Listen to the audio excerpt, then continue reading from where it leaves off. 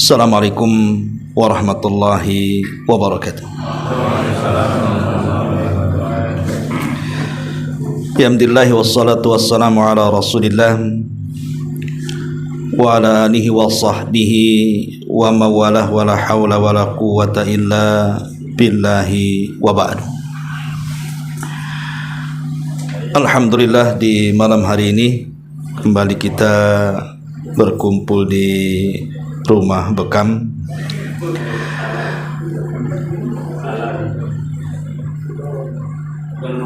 Di mana?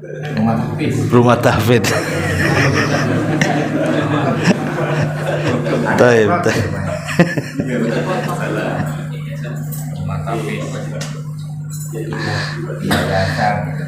Iya, afwan, salah. Salawat dan juga salam kita hadiahkan kepada Rasul kita Nabi besar Muhammad sallallahu alaihi wasallam. Kita lanjutkan kajian kita, masih membahas tafsir surah An-Nazi'at, dan kita masuk pada ayat ke-15 dan seterusnya. A'udzubillahi minasyaitonirrajim. Bismillahirrahmanirrahim. Hal ataka hadithu Musa idh nadahu rabbuhu bil wadil muqaddasi tuwa idhhab ila fir'auna innahu tagha faqul hal laka ila an tazakka wa ahdiyaka ila rabbika fatahsha fa'arahu al-ayatal kubra fakadzdzaba wa asa thumma adbara yas'a fahashara fanada faqala ana rabbukumul a'la fa'akhadahu Allahu nakalal akhirati wal ula inna fi dzalika la ibratan liman yakhsha. Sudahkah sampai kepadamu wahai Muhammad tentang kisah Nabi Allah Musa? Ingatlah ketika Rabbmu menyeru dia Musa di lembah suci, yaitu lembah tua. Pergilah engkau kepada Fir'aun, sungguh dia telah melampaui batas. Lalu katakanlah kepada Fir'aun, adakah keinginanmu untuk mensucikan diri dari kesesatan? Dan aku akan menunjukimu ke jalan Rabbmu agar engkau takut kepadanya. Lalu Musa memperlihatkan mukjizat yang besar kepadanya. Akan tetapi Fir'aun mendustakan kerasulan dan mendurhakai Allah. Kemudian dia berpaling seraya berusaha menentang Nabi Musa. Maka dia mengumpulkan pembesar-pembesarnya, lalu berseru memanggil kaumnya. Dia berkata, akulah Rabbmu yang paling tinggi. Maka Allah menghukumnya dengan azab di akhirat dan siksa di dunia. Sungguh pada yang demikian itu benar-benar terdapat pelajaran bagi orang-orang yang takut kepada Allah subhanahu wa ta'ala. Surah An-Nazi'at ayat 15 sampai 26 ini adalah rangkuman dari kisah Nabi Musa alaihi salatu wassalam dan juga Fir'aun laknatullah alaih. Di sini Allah Subhanahu wa taala mengatakan, hal ataka hadithu Musa. Apakah telah datang atau sudahkah sampai kepadamu wahai Muhammad hadithu Musa, cerita tentang Nabi Musa. Kita tahu bahwa dari sekian para nabi dan rasul yang dicantumkan dalam Al-Quran itu, Nabi Musa adalah nabi terbanyak yang disebutkan. Dari seluruh para nabi dan rasul yang dicantumkan dalam Al-Quran itu, Nabi Musa paling banyak. Lalu pertanyaannya, kenapa Allah Subhanahu wa ta'ala memperbanyak kisah Nabi Musa alaihi salatu wasallam di dalam Al-Quran melebihi nabi-nabi yang lainnya? Sebagian para ulama tafsir mengatakan hikmahnya adalah Disebutkan karena ada kemiripan besar antara dakwah Nabi Musa alaihi salatu wassalam dengan dakwah Nabi kita Muhammad sallallahu alaihi wasallam fil mihani wal bala, dari segi ujian dan cobaan yang Allah Subhanahu wa taala berikan kepada Nabi Musa dan Rasul kita Muhammad sallallahu alaihi wasallam. Ujian apa? Ujian dari pendustaan kaumnya kepada nabinya dan juga kisah hijrah keduanya. Itulah yang mengakibatkan kemudian Al-Quran itu banyak menyebut kisah Nabi Musa. Makanya saat peristiwa Isra Mi'raj, ketika Nabi SAW berjumpa dengan Nabi Musa, maka Nabi Musa SAW menangis karena tidak menyangka bahwa ada seorang Nabi yang jauh lebih muda, tetapi kaumnya jauh lebih banyak dibandingkan dirinya. Lah dari situ Nabi SAW pernah memuji Nabi Musa SAW karena banyaknya ujian dan cobaan yang Allah timpakan kepada Nabi Musa. Jadi kaumnya itu luar biasa memuji Nabi Musa SAW, maksudnya Bani Israel, sampai-sampai Nabi mengatakan rahimallahu akhi Musa, semoga Allah merahmati saudaraku Nabi Musa. Udhiya katsiran fasabara, dia banyak diuji oleh Allah Subhanahu wa taala, tapi dia sangat sabar. Lah kesabaran Nabi Musa alaihi salatu wasalam itulah yang kemudian ditiru oleh Nabi. Karena Al-Hafidz Ibnu Hajar Al-Asqalani rahimahullahu taala ketika menyebutkan tentang kisah pertemuan Rasul dan Nabi Musa pada peristiwa Mi'raj, salah satu hikmahnya adalah Nabi Musa itu orangnya sabar. Ketika menghadapi Bani Israel, seolah-olah Allah ingin katakan, wahai Muhammad, sabarlah engkau seperti sabarnya Nabi Musa ketika mengobati kaumnya. Itulah kenapa kemudian Nabi Musa banyak diceritakan dalam Al-Quran, karena banyak diambil hikmah oleh Nabi SAW dalam dakwah. Maka di sini Allah Subhanahu wa taala mengatakan, hal ataka hadithu Musa. Musa sendiri secara nasab adalah Musa ibnu Imran, ibn Yashur, ibni Qahid, ibni Lawi, ibni Ya'qub, ibni Ishaq, ibni Ibrahim. Jadi turunannya sampai kepada Ishaq putra Ibrahim alaihi salatu wassalam. Adapun kalimat Musa ibn Imran, bukankah kalimat Al-Imran di dalam Al-Quranul Karim itu tersematkan kepada keluarga Maryam? Dari sini kata ahli tafsir mengatakan, ya memang Imran itu ada dua keluarga. Pertama, Imran yang hidup di Baitul Maqdis. Imran yang hidup di Baitul Maqdis, dan itulah ayahanda daripada Maryam bintu Imran, kakek daripada Isa bin Maryam. Makanya kalimat Al-Imran dijadikan satu nama dalam surah, namanya surah Al-Imran. Surah Al-Imran itu artinya keluarga Imran, dan yang dimaksud di situ adalah keluarga Nabi Isa ibnu Maryam. Tapi di sana juga ada Imran yang kedua, Imran yang hidup di Mesir. Itulah yang kemudian melahirkan seorang nabi, memiliki keturunan seorang nabi namanya Musa ibnu Imran. Jadi keluarga Imran ada dua. Ada keluarga Nabi Musa alaihi salatu wasalam di Mesir, dan ada keluarga Isa di Palestina, Baitul Maqdis. Ma'asyiral muslimin wal muslimat rahimani wa rahimakumullah. Kemudian Allah Subhanahu wa taala mengatakan, idzna darabbuhu bil wadil muqaddas tuwa. Ingatlah ketika Rabbmu menyerumu wahai Musa di lembah suci, yaitu lembah Tua. Di mana lembah Tua ini? Memang banyak versi menurut ulama tafsir di mana letak lembah Tua ini. Karena lembah ini sangat bersejarah. Apa sejarahnya? Disinilah Nabi Musa alaihi salatu wassalam diangkat menjadi Nabi dan Rasul.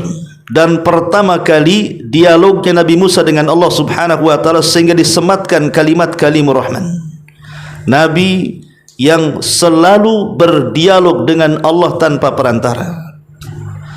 Sebenarnya para nabi yang pernah berdialog dengan Allah tanpa perantara itu ada 3. Pertama, Nabi Adam alaihi salatu wassalam, dia berdialog dengan Allah di sorga tanpa perantara.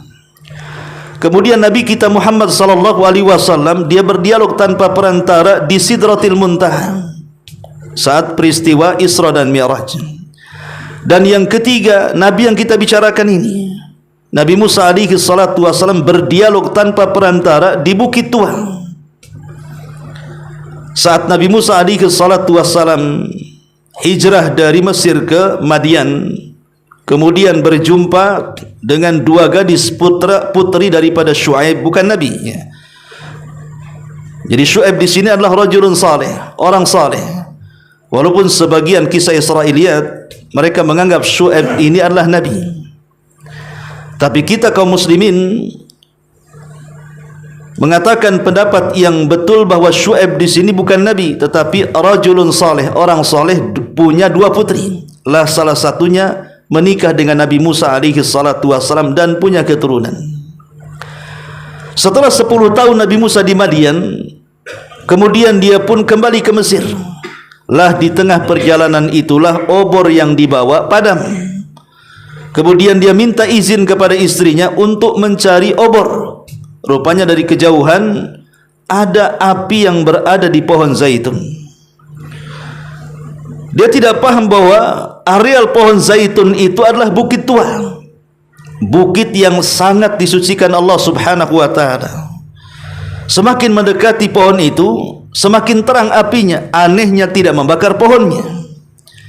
Ketika kemudian mendekat, disitulah Allah subhanahu wa ta'ala berdialog dengan Nabi Musa dan mengatakan, innani anallah, sesungguhnya saya adalah Tuhan wahai Musa. Kemudian Allah subhanahu wa ta'ala memberikan mukjizat kepada Nabi Musa berupa tongkat menjadi ular dan tangan yang dimasukkan ke dalam pesak bercahaya. Setelah itu kemudian, setelah Allah membekali dengan 2 mukjizat inilah, maka Allah subhanahu wa ta'ala perintahkan Nabi Musa untuk berdakwah kepada Fir'aun. Makanya ayat selanjutnya Allah mengatakan, idhab ila Fir'aun, pergi wahai Musa ke Fir'aun, innahu tagha, karena dia orang yang sangat melampaui batas.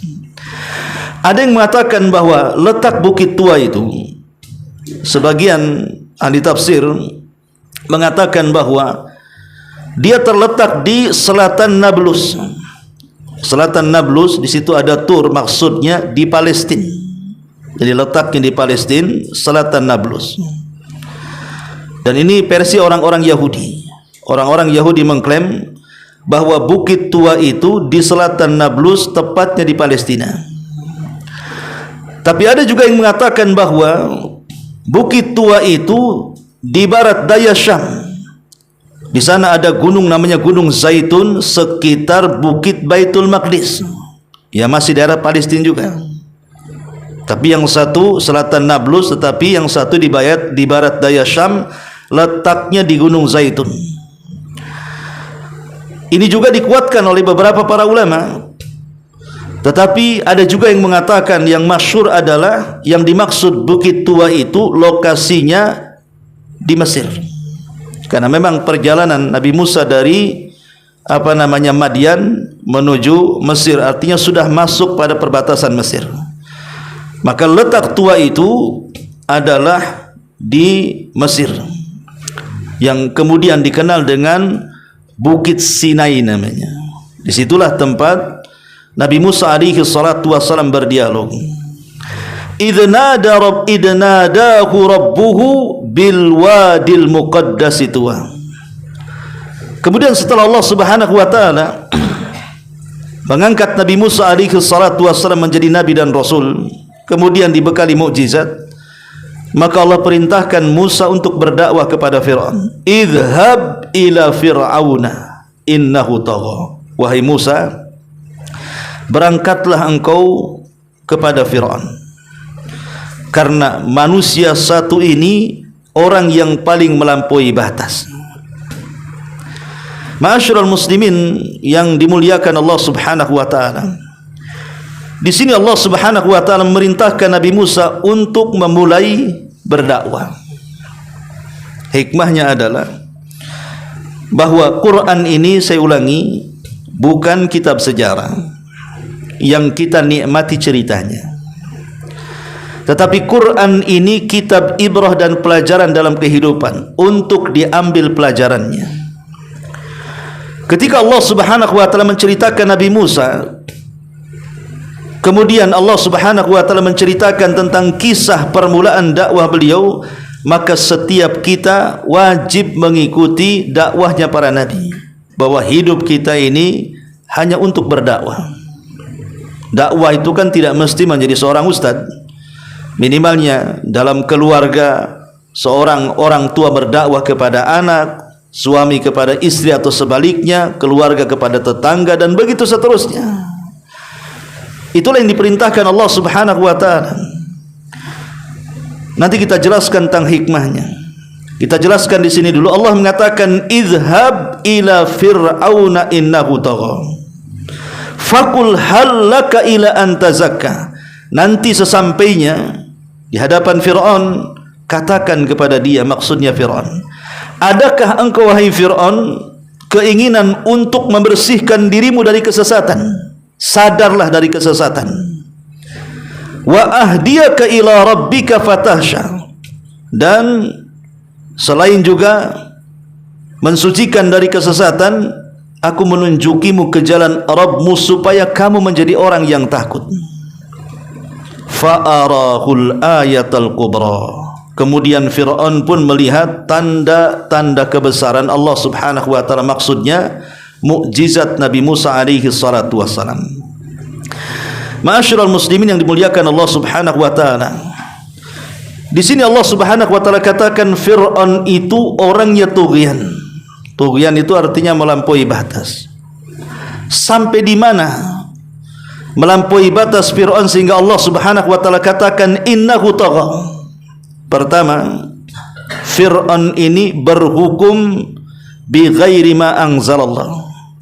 Dia berhukum dengan selain daripada yang Allah Subhanahu wa taala turunkan. Bahkan menjadikan dirinya ma'bud, sesembahan selain daripada Allah Subhanahu wa taala, dan ini bentuk pelampaui batas yang paling tinggi. Yang paling parah melampaui batasnya Fir'aun karena dia berhukum bukan dengan hukum Allah, dia menganggap dirinya sebagai Tuhan.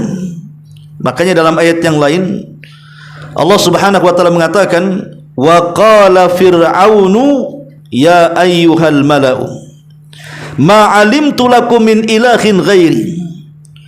Fir'aun mengatakan, wahai para pembesarku, wahai masyarakatku, aku tidak kenal ada Tuhan selain aku, katanya. Maka kezaliman mana lagi yang lebih zalim dibandingkan orang yang mengaku Tuhan? Itulah maka Allah Subhanahu wa taala menyebut Fir'aun itu tagha, melampaui batas, karena dia sudah mengaku dirinya Tuhan, kemudian berhukum dengan hukum selain yang Allah Subhanahu wa taala turunkan. Ini yang pertama. Yang kedua, Fir'aun ini di antara bentuk tughyannya, melampaui batasnya, dia terlalu sombong dengan kekayaan dan kekuatan dan kerajaan yang ia miliki. Dia terlalu sombong, seolah-olah dia orang yang paling kaya, seolah-olah dia orang yang paling kuat, seolah-olah dia orang yang paling kuasa. Dan itu digambarkan dalam Al-Quran dalam surah Az-Zuhruf 51. Wa nada fir'aunu fi qaumihi. Dan Fir'aun pun menyeru kepada kaumnya. Qala, dia mengatakan, ya qaumi alaysa li mulku Misra. Wahai kaumku, bukankah Mesir ada di genggamanku? Wa hadhil anharu tajri min tahtihi, wa hadhil anharu tajri min tahti, dan sungai-sungai yang ada di Mesir ini semua berjalan di bawah kakiku. Afala tubsirun, tidakkah kau melihatnya? Ucapan Fir'aun ini menunjukkan tentang kecongkakan, tentang kesombongan, seolah-olah harta-harta dia, seolah-olah kekuatan-kekuatan dia, seolah kekuasaan-kekuasaan dia. Maka siapapun yang menyombongkan dengan harta, kekuatan dan juga kekuasaan, maka tidak sama saja anda dengan Fir'aun yang disebutkan dalam Quran ini. Dan Fir'aun di zaman sekarang banyak ya, mereka sombong dengan kekayaan, sombong dengan kekuatan, dan sombong dengan kerajaan. Itu adalah Fir'aun. Itulah bentuk melampaui batasnya Fir'aun. Yang ketiga, Fir'aun ini dia mengingkari perkara-perkara yang gaib. Jadi ketika Nabi Musa alaihi salatu wassalam datang dengan membawa tauhid, kemudian juga mengingatkan tentang ada hari setelah kematian, bahwa akan ada pertanggungjawaban di hadapan Allah Subhanahu wa taala karena melampaui batasnya, dia mengingkari. Dia mengingkari hal itu. Makanya Allah Subhanahu wa taala menggambarkan dalam surah Al-Imran ayat 10 sampai 11-nya, innal ladzina kafaru lan tughniya anhum amwaluhum wala auladuhum minallahi syai'a wa ulaika hum waqudun nar. Sesungguhnya orang-orang kafir pada hari kiamat tidak akan bermanfaat bagi mereka harta mereka, tidak akan bermanfaat anak-anak mereka dari Allah sedikit pun, karena mereka akan menjadi kayu bakar neraka. Kemudian Allah mengatakan kadabi ali fir'auna, seperti yang dilakukan oleh Fir'aun dan orang-orangnya, walladzina min qablihim, dan orang-orang sebelum mereka, kadzabu bi ayatina, mereka mendustakan dengan ayat-ayat kami, fa akhadahumullahu bidzunubihim, maka Allah siksa mereka karena dosa yang mereka lakukan. Di sini setelah Allah Subhanahu wa taala menceritakan tentang kondisi hari kiamat, kondisi setelah kematian, bahwa orang-orang kafir di hadapan Allah itu, sekalipun ketika di dunia mereka kaya raya, kekayaan mereka tidak ada manfaat di hadapan Allah kelak pada hari kiamat. Sekalipun mereka memiliki keturunan yang sukses sekalipun, di hadapan Allah tidak ada manfaatnya anak-anak mereka itu sama sekali. Kemudian Allah Subhanahu wa taala mencontohkan seperti Fir'aun dan juga orang-orangnya. Dari sini kita tahu bahwa di antara bentuk melampaui batasnya Fir'aun karena dia mengingkari perkara-perkara gaib. Dia tidak yakin ada kehidupan setelah kematian. Itulah bentuk tughyannya dia. Ini yang ketiga. Yang keempat, Fir'aun ini mendustakan ayat-ayat Allah, memusuhi Rasul dan para duat serta wali-wali Allah Subhanahu wa taala. Dan itu digambarkan di dalam surah Yunus ayat 75 sampai 77. Allah mengatakan, "Tsumma ba'atsna mim ba'dihim Musa wa Harun ila Fir'auna." Kemudian kami utus setelah mereka Nabi Musa dan Harun untuk berdakwah kepada Fir'aun wa malaihi, dan orang-orangnya, bi ayatina, dengan membawa ayat-ayat kami. Jadi Musa datang kepada Fir'aun membawa dua ayat. Pertama ayat kauni, berbentuk mukjizat yang bisa dilihat, tongkat menjadi ular, kemudian juga tangan bisa bercahaya, dan banyak lagi mukjizat yang 9 itu. Kemudian ayat-ayat syar'i, di mana Musa pun diturunkan kitab langit untuk menjadi bukti bahwa dia seorang nabi dan rasul dan mendakwahkan tauhid. Tetapi apa yang terjadi? Allah katakan, fastakbaru wa kanu qauman mujrimin. Tapi mereka sombong dan mereka termasuk kaum yang penuh dengan berlumuran dosa. Dari sini tughyan yang keempat adalah si Fir'aun ini suka mendustakan ayat-ayat Allah, memusuhi nabinya karena tidak menerima Nabi Musa alaihi salatu wassalam dan juga Harun yang datang kepadanya. Dan ini bentuk melampaui batas. Inilah rangkuman kalimat tagha di dalam Al-Quran. 4 perkara inilah yang kemudian Allah katakan, idhab ila fir'auna innahu tagha. Dia si Fir'aun itu orang yang sangat melampaui batas. Ma'asyiral muslimin wal muslimat rahimani wa rahimakumullah.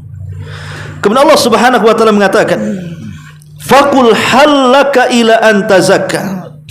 Katakan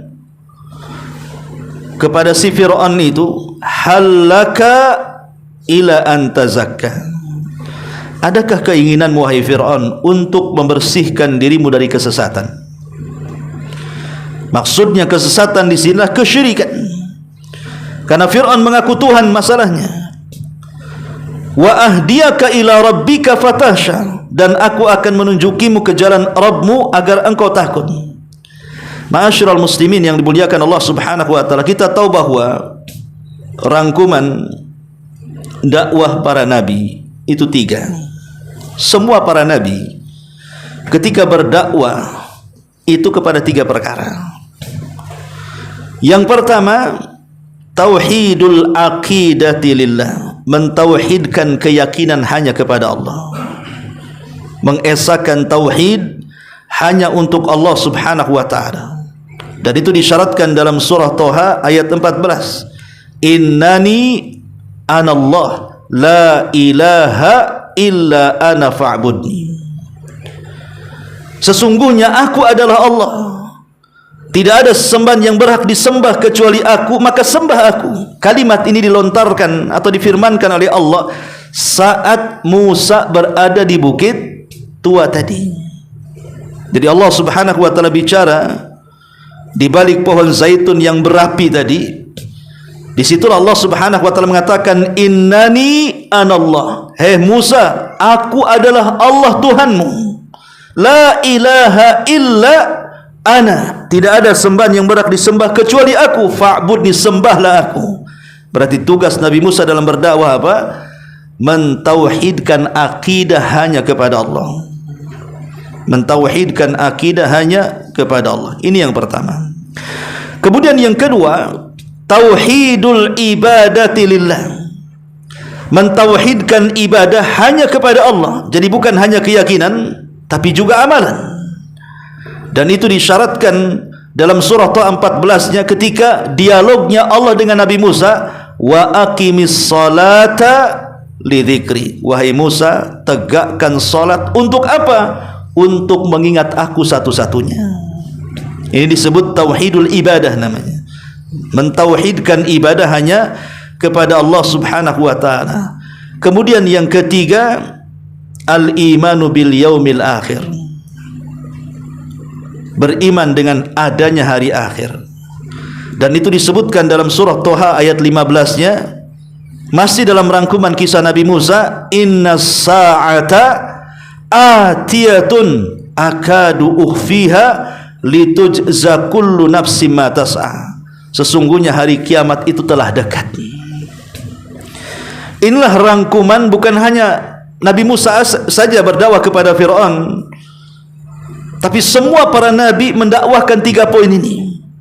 Mentauhidkan akidah, mentauhidkan ibadah, dan menanamkan keyakinan manusia bahwa ada kehidupan setelah kematian. Dan 3-tiganya adalah sebuah keyakinan. Itulah yang kemudian diisyaratkan di dalam Al-Quran, walaqad ba'atsna fi kulli ummatir rasulan an i'budullaha wajtanibut taghut. Dan tidaklah kami utus pada tiap-tiap umat ini seorang rasul, di mana tugasnya sembahlah Allah, artinya esakan Allah. Esakan Allah dalam akidah, esakan Allah dalam ibadah, dan yakini bahwa ada kehidupan setelah kematian sebagai bentuk balasannya. Semua para nabi seperti itu, mendakwahkan tauhid. Maka sebagai tugas kita yang mengikuti dakwah para nabi, dan kita memiliki nabi akhiruz zaman, Nabi SAW, maka kita pun harus mengikuti dakwah nabi kita. Dan saya kira semua agenda para nabi seperti itu,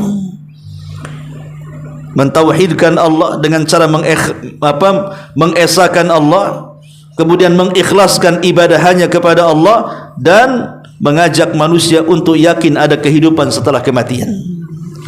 Ma'asyiral muslimin yang dimuliakan Allah Subhanahu wa taala, baru setelah 3 poin ini maka bercabanglah dakwah-dakwah yang lainnya. Intinya bahwa dakwah itu porosnya tauhid. Poros dakwah itu adalah tauhid. Karena Al-Quran itu semua diturunkan untuk mentauhidkan Allah. Diutusnya para nabi dan rasul yang begitu banyak kepada manusia pun dakwah mereka hanya mentauhidkan Allah. Sampai disyariatkan jihad sekalipun. Kenapa sampai ada perang? Menumpahkan darah ke sana kemari. Tidaklah disyariatkan jihad pun kecuali karena tauhid. Bahkan Allah menciptakan langit dan bumi dan alam semesta juga karena tauhid. Sebagaimana diungkapkan oleh Imam Ibnul Qayyim rahimahullahu taala. Ma'asyiral muslimin yang dimuliakan Allah Subhanahu wa taala, di sini ketika Allah perintahkan kepada Nabi Musa untuk berdakwah kepada Firaun, halaka ila antazakka wa ahdiyaka ila rabbika fatasha. Adakah keinginanmu untuk membersihkan dirimu? Dakwah itu ada dua macam. Di sini ada faedah yang sangat bagus sekali. Dakwah yang baik itu ada dua macam. Pertama, at-tazkiyah, dan yang kedua at-tarbiyah. Di sini Allah Subhanahu wa taala mengajarkan kepada kita dari kisah Nabi Musa bahwa Nabi Musa alaihi salatu wasallam ketika berdakwah kepada Fir'aun itu yang disentuh adalah hatinya. Tazkiyah, tazkiyatun nafsi. Karena memang hati inilah yang menentukan seluruh anggota badan kita. Kalau hati bersih, maka semua anggota badan kita akan bersih. Tapi kalau hati kotor, jangan sangka amalan badan diterima oleh Allah. Tidak akan diterima. Karena poros amal itu ada di hati. Bukankah Nabi SAW mengatakan innamal a'malu binniyat, sesungguhnya amal apapun itu tergantung kepada niat, dan niat itu ada di hati. Makanya ketika berdakwah itu sentuh hati manusia, sentuh hatinya. Ketika Nabi SAW diajarkan oleh Allah Subhanahu wa taala, seandainya engkau faddan ghalidhal qalbi lan faddu min haulik, kalau engkau keras dalam dakwah wahai Muhammad, kau kasar dalam dakwahmu, artinya tidak menyentuh hati manusia, manusia akan lari dari dakwahmu. Makanya di ayat yang lain ketika Allah Subhanahu wa taala memerintahkan kepada Nabi Musa alaihi salatu wasallam untuk berdakwah, apa kata Allah Subhanahu wa taala? Idhhab ila fir'auna innahu tagha faqula lahu qawlan layyinan la'allahu yatadzakkar aw yahsha. Pergilah kepada Fir'aun, sesungguhnya dia melampaui batas. Katakan kepada Fir'aun wahai Musa dan Harun, qawlan layyinan, ucapan yang indah, ucapan yang santun. Bayangkan, saya kira orang-orang yang kita dakwahi itu tidak sekejam Fir'aun.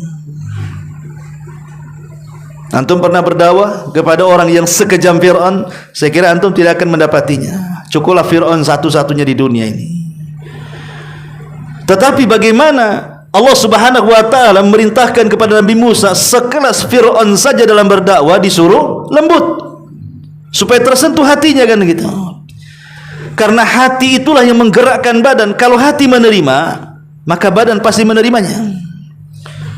Makanya ini pelajaran bahwa ketika berdakwah itu adalah at-tazkiyah, membersihkan jiwa orang dulu. Baru kedua, wa ahdiyaka ila rabbika fatahsha. Baru setelah bersih hatinya, baru namanya tarbiyah. Baru kita tarbiyah, kita didik mereka, kita arahkan. Kalau hati sudah menerima, badan mau diarahkan kemana saja bisa. Makanya Nabi SAW mengatakan, ala wa inna fil jasadi mudghah idza saluha saluhal jasadu kullu wa idza fasadat fasadal jasadu kullu ala wahiyal qalbu. Ingatlah, pada raga manusia itu ada segumpal daging. Kalau dia baik, maka semua baik. Kalau dia jahat, semua akan rusak. Itulah hati manusia. Maka pandai-pandailah mengajak manusia dalam berdakwah, santunlah dalam bicara, sentuh hatinya. Kalau sudah tersentuh hatinya, maka kita mudah mentarbiyahnya. Ini diantara pelajaran dari dakwahnya Nabi Musa kepada Fir'aun. Kemudian Allah Subhanahu wa taala mengatakan fa'arahul ayatal kubra. Fa'arahul ayatal kubra. Maka Allah Subhanahu wa taala memperlihatkan kepada Fir'aun itu ayatal kubra, tanda-tanda kuasa Allah Subhanahu wa taala yang sangat luar biasa, yang sangat besar. Ya. Di dalam Al-Quran, tepatnya dalam surah Al-Isra ayat 101, Allah mengatakan walaqad ataina Musa tis'a ayatin bayyinatin, dan sesungguhnya kami telah menganugerahi kepada Musa 9 buah mukjizat. Fas'al Bani Israel id ja'ahum faqala lahu fir'aunu inni la'adhunnuka ya Musa mashura. Dan sungguh kami telah memberikan kepada Musa 9 mukjizat yang nyata. Maka tanyakanlah kepada Bani Israel tatkala Musa datang kepada mereka, lalu Fir'aun berkata kepadanya, sungguh aku sangka engkau wahai Musa adalah seorang yang terkena sihir. Kalimat tis'a ayat, 9 mukjizat, itulah yang dianugerahkan kepada Nabi Musa untuk menunjukkan bahwa dia seorang nabi. Karena kan mukjizat itu untuk memperkuat bahwa dia seorang nabi, makanya diberikan mukjizat. Kalau para nabi tidak dibekali oleh mukjizat, sukar sekali dia akan berdakwah. Tapi dengan dibekali mukjizat itu, maka dia bisa mengatakan dirinya nabi. Buktinya apa? Adanya mukjizat. Lah Nabi Musa disebutkan dalam Al-Quran, Allah anugerahkan tis'a ayat, 9 buah mukjizat. Apa saja itu? Allah Subhanahu wa taala berfirman di dalam surah Al-A'raf ayat 133, fa arsalna alaihimut tufan. Pertama, kami kirim kepada mereka tufan. Ketika Fir'aun ini semakin membangkang dan dia sombong dengan kekuatannya, dengan hartanya, dengan apa yang dimilikinya dari dunia, maka Allah kirim tufan. Kemudian tufan ini meluluhlantakkan seluruh pertanian Mesir, sehingga datang paceklik di mana-mana. Akhirnya bangkrutlah negeri Mesir. Ini yang pertama. Kemudian yang kedua, wal jarad. Dikirim belalang. Belalang di mana-mana. Kemudian wal kummal. Tidak cukup sampai belalang, hilang belalang, datang pula kutu. Kemudian waddafadi wadzafadi, hilang kutu, datang pula katak. Waddam, kemudian hilang katak, datang pula darah. Maksudnya darah di sini air Mesir menjadi darah, sehingga susah untuk mandi, susah untuk minum, karena semua darah. Ya. Kalau Allah mengatakan mufassalatin fastakbaru wa kanu qauma mujrimin. Tetapi dengan adanya mukjizat yang sangat luar biasa ini, mereka sombong. Mereka sombong dan mereka adalah kaum yang berdosa. Ini di luar daripada mukjizat tongkat dan juga mukjizat tangan yang bisa bercahaya. Dan banyak lagi mukjizat Nabi Musa, banyak, bukan 9 mukjizat saja, banyak. Ya.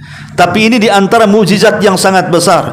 Makanya Allah Subhanahu wa taala katakan fa'arahu ayatal kubra. Tapi apa yang terjadi? Fakadzdzaba wa asa. Tapi Fir'aun ini memang mendustakan ayat-ayat Allah dan bermaksiat kepada nabinya. Ma'asyiral muslimin wal muslimat rahimani wa rahimakumullah. Ketika Allah mengatakan fakadzdzaba wa asa, bahwa di antara sunnatud dakwah, ikhwan, sunnatud dakwah, tidak semua orang yang antum dakwah itu menerima. Itu sunnah dakwah itu. Ada yang mudah menerima, ada yang sukar menerima, ada juga yang menolak. Namanya dakwah, mengajak manusia. Tugas kita ini sebagaimana Allah katakan kepada Nabi SAW, wa ma 'alaika illal balag. Tidaklah kewajiban engkau Muhammad kecuali hanya menyampaikan saja. Itulah yang disebut dengan hidayatul irsyad. Kita ini hanya menyampaikan hidayatul irsyad. Katakan ini baik, ini tidak baik. Katakan ini tauhid, ini syirik. Ini sunnah, ini bid'ah. Ini taat, ini maksiat. Ini yang hitam, ini yang putih. Tugas kita hanya itu saja. Dan kita tidak bisa memaksa orang untuk masuk ke dalam hidayah. Artinya kita tidak bisa memaksa orang disetir oleh dakwah kita. Karena kewajiban kita ini hanya menyampaikan. Kalau kita sudah bisa menyampaikan kebenaran, itulah suksesi dakwah seorang dai. Bukan mendapatkan banyaknya mad'u, tidak, tetapi berhasil menyampaikan dakwah yang hak. Ketika Nabi SAW diperlihatkan oleh Allah Subhanahu wa taala dalam mimpinya, Nabi SAW melihat ada kaum yang sangat besar sekali. Kemudian Nabi SAW mengatakan, jangan-jangan itu adalah kaumku kelak pada hari kiamat. Tapi Jibril mengatakan, bukan, itu kaumnya Musa. Kemudian Nabi SAW mengarah penglihatannya ke tempat lain. Rupanya ada kaum yang jauh jumlahnya lebih banyak dibandingkan kaumnya Musa. Kemudian Jibril mengatakan, itulah kaummu. Di dalam mereka ada 70.000 manusia yang masuk surga tanpa hisab dan adab. Kemudian kata Rasul, aku pun melihat ada nabi yang pengikutnya cuman 1, ada nabi yang pengikutnya cuman 2, bahkan ada nabi yang tidak ada pengikut sama sekali. Pertanyaannya, lah nabi-nabi yang tidak punya pengikut, atau mungkin pengikutnya 1 atau 2 atau 3, apa kita katakan gagal dalam berdakwah? Mustahil seorang nabi gagal dalam berdakwah. Makanya para ulama mengatakan gagal berhasilnya dalam berdakwah itu bukan banyaknya pengikut, tetapi berhasilnya dia bisa menyampaikan kebenaran. Sampaikan kebenaran. Soal dia terima atau tidak urusan Allah itu. Tapi kan kita sudah mengurangi beban kita, bahwa kita sudah menyampaikan risalah Allah kepada manusia.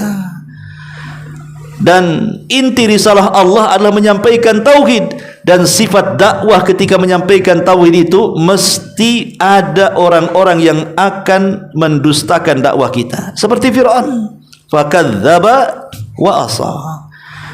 Fakadzdzaba wa asa, karena berat mendakwakan tauhid, ikhwan. Antum akan dituduh macam-macam. Kalau mendakwahkan dakwah tauhid, apalagi di tengah-tengah umat yang sudah menyebar kesyirikan di mana-mana, akan sulit dan antum akan mendapatkan tuduhan macam-macam. Nabi Musa saja dikatakan Fir'aun, wa inni la'adhunnuka mashura. Ya, jangan-jangan engkau ini orang terkena sihir, katanya. Atau mungkin dituduh penyihir seperti Nabi SAW. Kemudian Allah Subhanahu wa taala mengatakan, "Tsumma adbara yas'a." Tsumma adbara yas'a. Kemudian setelah dia mendustakan dan juga mendurhakai Allah Subhanahu wa taala, dia pun berpaling, kemudian berusaha menentang Nabi Musa. Apa yang terjadi? Fahasyara fanada. Penentangannya luar biasa. Dia kumpulkan seluruh pembesar-pembesarnya. Untuk apa? Menyerang Nabi Musa. Kemudian mengatakan, ana rabbukumul a'la. Sayalah Rabb yang paling tinggi di antara kalian. Nah, ini sudah tingkat tinggi kerusakannya, mengaku dirinya Tuhan. Dan kita tahu bahwa sepanjang zaman ada saja orang-orang yang mengaku Tuhan. Sebelumnya Namrud mengaku Tuhan, kemudian disusul dengan Fir'aun mengaku Tuhan, kemudian belakangan di Yaman Dzunwas mengaku Tuhan, dan banyak lagi orang-orang yang mengaku Tuhan. Tetapi kenapa kemudian Fir'aun yang banyak diceritakan dalam Al-Quran? Karena tadi berkaitan dengan kisah Nabi Musa. Karena kita tahu bahwa Bani Israel dengan umat Islam itu ada hubung kait yang tidak bisa dilepaskan. Bani Israel, kisah-kisah Bani Israel dengan kita kaum muslimin itu banyak yang tidak bisa terpisahkan. Makanya Nabi SAW kalau menasihati para sahabatnya pasti dikait-kaitkan dengan Bani Israel. Contoh, ketika Nabi SAW berangkat ke perang Hunain membawa banyak para sahabat. Lah di perang Hunain itu kita tahu bahwa jumlah kaum muslimin jauh lebih banyak dibandingkan orang kafir. Ini satu-satunya peperangan yang jumlah kaum muslimin lebih banyak dibandingkan orang-orang kafir. Umumnya peperangan Rasul itu pasukannya sedikit, musuh yang banyak. Ya. Tapi dalam perang Hunain ini terbalik. Kenapa? Karena banyak orang-orang yang hudatsau ahdi bil Islam, mereka baru masuk Islam, ikut serta. Sehingga di antara mereka sombong. Karena banyaknya tentara, mereka sombong, makanya di permulaan peperangan kalah, walaupun di akhir menang karena pertolongan Allah Subhanahu wa taala. Yang ingin saya ceritakan adalah ketika kaum muslimin yang baru masuk Islam itu melewati sebuah pohon bidara, mereka terngiang nostalgia di zaman jahiliyah. Bahwa pohon itu dianggap keramat, penuh dengan berkah. Jadi sebelum perang mereka gantungkan tuh senjata-senjata di pohon itu supaya ditransfer barokah. Kemudian setelah waktunya bergerak diambil, baru kemudian berangkat perang. Dan mereka meyakini pedang mereka akan membunuh musuhnya. Sehingga mereka berhenti di sekitar pohon itu. Kemudian memanggil Nabi SAW dan mengatakan, "Ya Rasulullah, ij'al lana dhata anwat kama lakum dhatu anwat." Rasul, buatlah pohon macam ini juga, katanya. Seperti mereka orang-orang musyrik punya juga. Biar kami gantung-gantungan pedang di sini, biar dapat transfer kekuatan dalam pedang gitu ya. Jadi pedangnya pedang sakti. Karena zaman dulu kan kalau kita lihat film-film kerajaan kan gitu ya, ada pusaka-pusaka sakti itu. Ya, apalagi zaman-zaman dulu Majapahit gitu ya. Itu mesti itu. Ya, pedang pusendok tuh apa namanya itu. Ya. Jadi Nabi SAW marah ketika itu. Kenapa? Karena ini pintu menuju kesyirikan. Kata Nabi SAW, Allahu Akbar, ucapan kalian persis seperti ucapan Bani Israel. Lihat, Rasul mengaitkan kaum muslimin dengan Bani Israel. Ya. Kemudian juga kisah yang lain, ketika Rasul SAW pulang dalam peperangan, habis bekalnya, kemudian singgah di sebuah rumah. Rumah itu pemiliknya nenek yang sudah tua, seorang Yahudi. Ya. Kata Nabi SAW, "Nek, kami ini kehabisan bekal. Ada enggak makanan minuman yang bisa kami minum dan kami jadikan bekal pulang?" Dan itu baik. Kemudian memberikan makanan, minuman dan bekal untuk pulang Nabi SAW dan para sahabatnya menuju kota Madinah. Ingat, Nabi itu tidak pernah melupakan kebaikan orang. Dan ini harus dicontoh. Nabi itu punya sifat tidak melupakan kebaikan orang. Lah ketika itu Nabi bertanya kepada nenek tua ini, "Nek, engkau sudah berbuat baik kepadaku. Kira-kira sepulangnya aku ke kota Madinah, aku akan bayar hutangku kepadamu. Kau ingin apa? Kami akan antar kepadamu." Kata si nenek tua ini, "Maka berikanlah kepadaku seekor anjing. Berikan kepadaku seekor anjing supaya anjing ini bisa menjaga kambing-kambingku. Yang kedua, berikan seekor unta supaya menjadi tungganganku. Kemudian berikan juga ini itu, banyak sekali permintaannya." Maka Nabi SAW mengatakan kepada nenek itu, "Ayajaz ka'ajuzi Bani Israel," kata Rasul. "Wahai nenek, lemahkah engkau untuk seperti nenek di zaman Bani Israel?" Rasul menyebutkan di zaman Bani Israel. Sahabat heran, apa yang kau maksud wahai Rasul, seorang nenek di zaman Bani Israel itu? Maka Rasul menceritakan dulu ketika Nabi Musa berangkat dari Mesir menuju tanah perjanjian membawa Bani Israel, tersesat jalan, tidak tahu arah kemana. Di zaman itu belum ada kompas, belum ada Google Map, belum ada apa kan, tersesat. Kemudian orang-orang dekat Nabi Musa ini, orang-orang cerdasnya mengatakan, "Boleh jadi kita melupakan satu wasiat," katanya. Kata Nabi Musa, "Wasiat apa?" Kemudian diceritakan tentang kematian Nabi Yusuf. Bahwa Nabi Yusuf pernah berwasiat agar dia dikuburkan di Palestina. Oh, itu masalahnya. Kalau gitu kita cari kuburannya, kita gali, kita bawa jasadnya dan kita kuburkan di Palestina. Lah ketika itu tidak ada yang tahu kuburannya Nabi Yusuf kecuali seorang nenek tua. Maka kemudian Nabi Musa mengatakan, "Nek, bisakah kau tunjukkan di mana kuburan Yusuf?" Maka sang nenek mengatakan, "Oh, tidak bisa begitu. Ada imbalannya." Kata Nabi Musa, "Apa imbalannya?" imbalannya jadikan aku temanmu di sorga. Imbalannya jadikan aku temanmu di sorga. Musa tidak bisa menjawab karena sorga bukan milik dia. Tapi Allah Subhanahu wa taala kirimkan Jibril dan mengatakan kepada Musa, Allah kabulkan. Maka Nabi Musa mengatakan, baik, Allah sudah mengabulkan permintaanmu, tunjukkan kuburannya. Maka digali kuburan itu, dan kita tahu jasad para nabi tidak mungkin dimakan tanah. Jasad para nabi itu akan utuh. Maka jasad itu dibawa dan dikuburkan di Palestina. Lah kalimat ini, kalimat lemahkah engkau wahai nenek, seperti nenek di zaman Bani Israel. Lihat nenek di zaman Bani Israel ketika minta upah karena sebuah pekerjaan, minta sorga. Kau ini minta dunia saja. Soalnya begitu. Ingat, kau sudah tua, kau akan mati. Soalnya Rasul mengatakan begitu. Maka ini juga sebuah nasihat kepada kita. Orang kalau sudah tua itu harus dekat dengan masjid. Ya. Ini makin tua makin keladi, makin jadi, kata orang-orang. Ya. Jadi kembali bahwa umat Islam ini memang selalu dikait-kaitkan dengan Bani Israel, dan banyak kalimat-kalimat Bani Israel. Seperti contohnya yang lain, ketika Nabi SAW hendak perang Badar, belum mulai Badar Kubro, ya. Kan Rasul belum punya pengalaman perang, tetapi bagaimanapun harus perang karena musuh sudah di depan. Masalahnya Abu Jahal dan para pengikutnya 1000 lebih sudah di depan. Rasul ingin memberikan semangat kepada para sahabatnya dan ingin menguji kesetiaan mereka. Maka berdirilah orang-orang muhajirin. Ya, tidak syak lagi, orang muhajirin pasti setia dengan Rasul. Tidak mungkin tidak setia. Bagaimana tidak setia? Dia rela mengorbankan harta, mengorbankan jiwa, hijrah dari Mekah ke Madinah, tidak bawa apa-apa kecuali karena memperjuangkan dakwah. Tidak dilakukan lagi kesetiaan orang-orang muhajirin.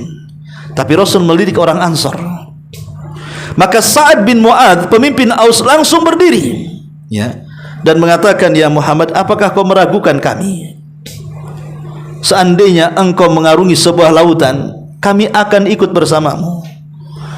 Kemudian salah seorang di antara mereka mengatakan, kami tidak mungkin seperti Bani Israel yang mengatakan sami'na wa asaina, kami katakan sami'na wa ata'na. Kau perintahkan saja sami'na wa ata'na.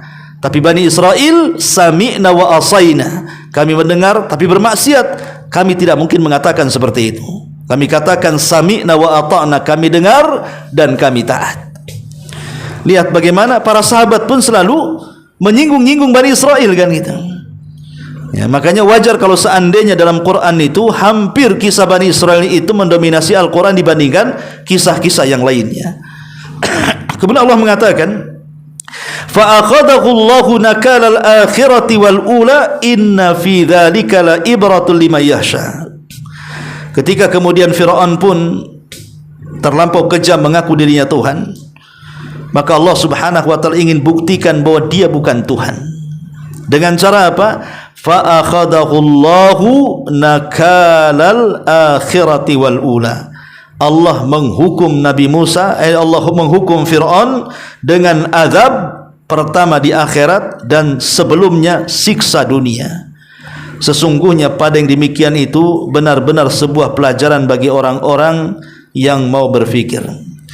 Ma'asyiral muslimin yang dimuliakan Allah Subhanahu wa taala, kita tahu bahwa ma'ruf kisahnya kematian Fir'aun, bahwa saat Nabi Musa alaihi salatu wassalam menampakkan mukjizatnya dengan memukulkan tongkat ke lautan, ke Laut Merah itu, kemudian membuat 12 jalan, karena memang 12 kabilah, 12 jalan kan itu ya. Kemudian Fir'aun datang, penyusul Nabi Musa. Ketika Musa dan Bani Israel sudah di ujung, rupanya Fir'aun di tengah-tengahnya. Disitulah Allah Subhanahu wa taala perintahkan Musa untuk memukulkan tongkatnya kembali. Maka menyatulah lautan yang menjadi jalan menjadi ombak yang besar. Disitulah Allah tenggelamkan Fir'aun. Disebutkan dalam sebuah hadis, ya, di mana Nabi SAW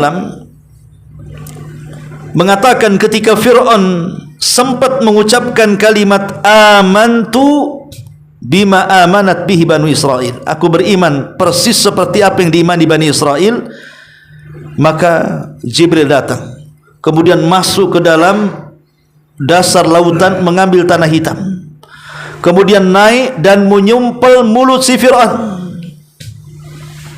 Kata Jibril kepada Nabi SAW, kulakukan karena aku takut dia dapat rahmat. Orang seperti dia tidak layak dapat rahmat. Dari sini menunjukkan bahwa orang yang nafasnya sampai di tenggorokan, maka tidak ada pintu tobat bagi dia. Kalau sudah nyawa di sini, nggak ada lagi pintu tobat. Walaupun dia bisa bicara, saya beriman, saya bertobat. Karena kalau nyawa sudah di tenggorokan itu tidak mungkin balik ke badan, pasti keluar. Hatta idza balagatit taraqi wa qila man raq. Kalau jiwa sudah sampai di tenggorokan, ruh sudah sampai di tenggorokan, wa qila man raq, dikatakan siapa yang bisa meruqyah dia, maksudnya mengobati supaya dikembalikan, ya tidak bisa, pasti dia mati. Ya, inilah rangkuman daripada kisah Nabi Musa dan Fir'aun. Tapi di sini ada sebuah faedah tentang bagaimana upaya dakwah yang dilakukan Nabi Musa alaihi salatu wassalam kepada Fir'aun. Dakwah ini adalah muhimmatul anbiya. Maksudnya pekerjaan para nabi. Dakwah itu pekerjaan para nabi.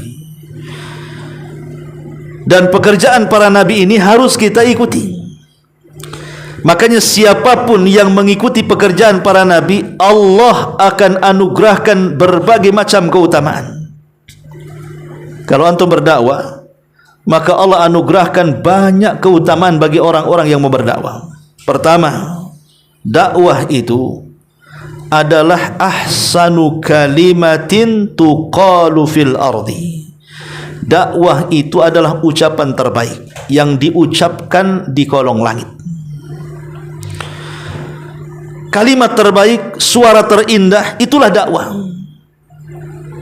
Terkadang ada orang-orang terpukau dengan nyanyian-nyanyian karena suaranya merdu, suaranya indah, bisa terlena, bahkan tertidur kan begitu. Karena telinga mereka adalah telinga-telinga fasik. Telinga orang-orang fasik yang seperti itu. Tapi telinga orang-orang yang beriman tidak menganggap bahwa lantunan-lantunan lagu dan begitu seterusnya itu bukan sebuah yang indah di telinga mereka, bahkan mengotorinya. Tapi orang-orang yang beriman bahwa suara terindah di telinga mereka adalah suara seruan dakwah ilallah.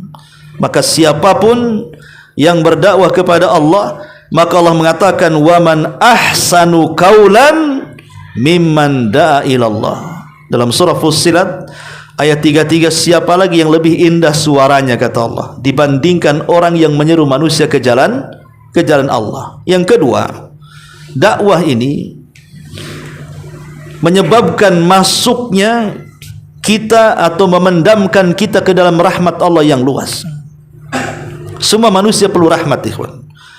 Karena tidak ada yang bisa masuk surga kecuali karena rahmat Allah. Sehebat apapun antum beramal di dunia ini tidak bisa membeli surga. Lalu kenapa kita bisa masuk surga? Pertama, karena rahmat Allah, dan rahmat tidak mungkin diraih kecuali dengan amal.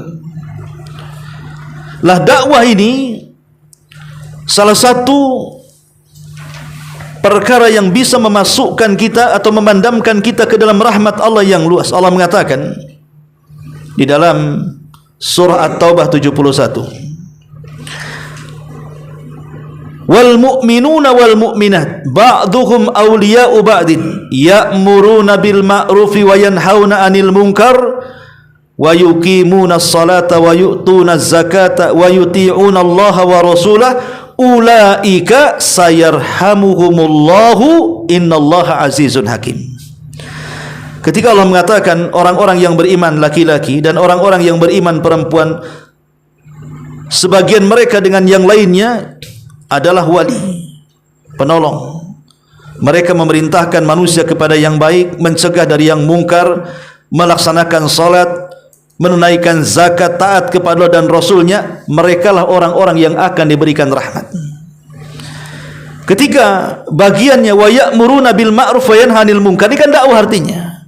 Nah di situ Allah mengatakan mereka akan diberikan rahmat.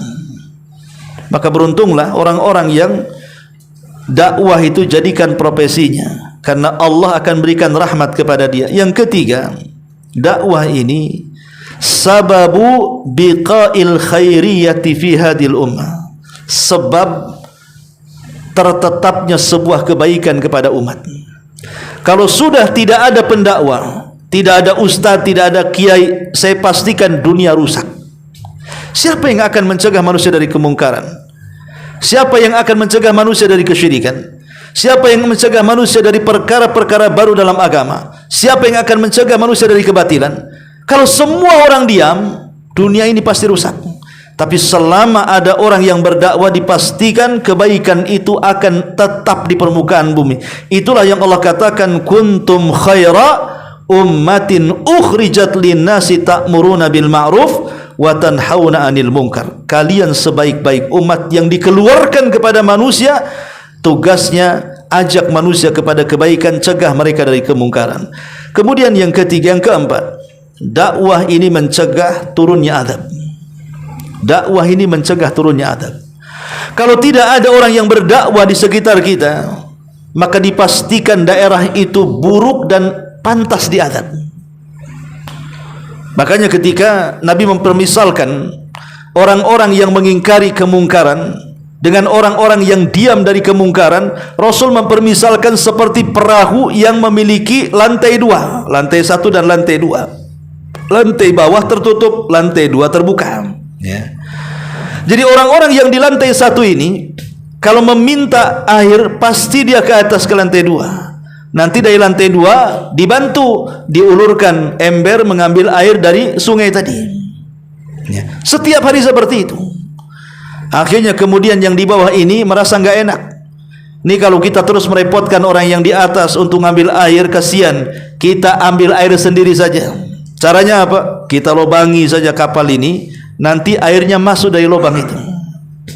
Ini orang-orang di lantai dua, kalau membiarkan kapalnya dilobangi hanya untuk mengambil air, yang karam itu bukan yang di lantai satu saja yang buat masalah, kapal-kapalnya karam. Artinya semua akan tenggelam kan gitu.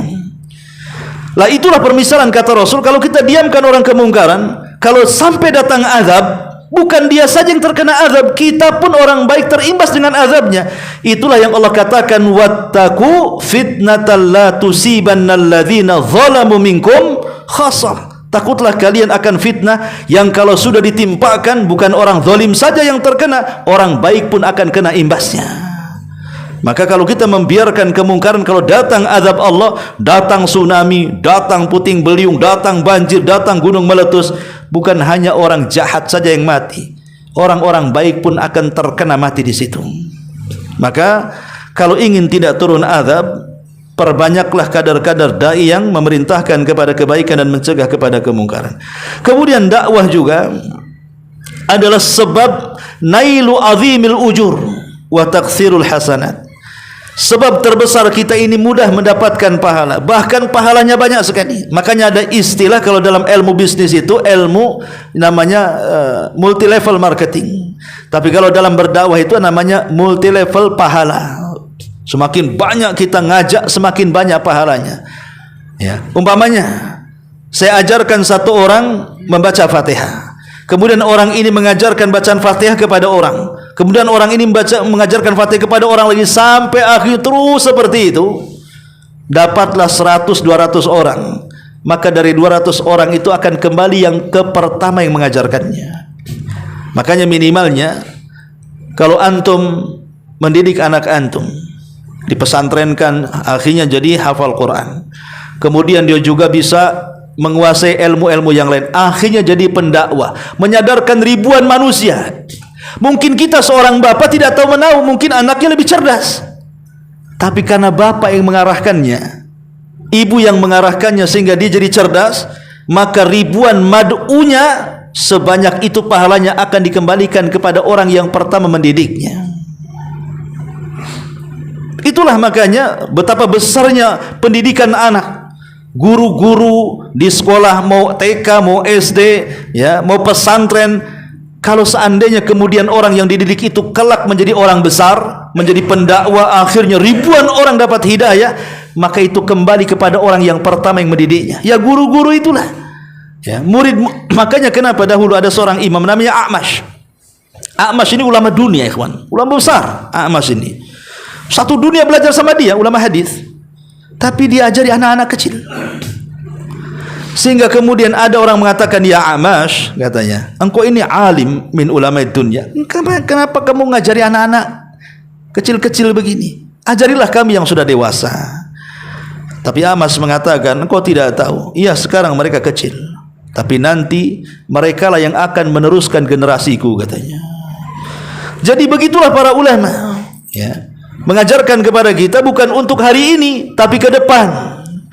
Entah dari sekian orang yang kita ajar, entah jadi apa kan kita tidak tahu. Anak-anak yang kita didik jadi apa, kita tidak tahu.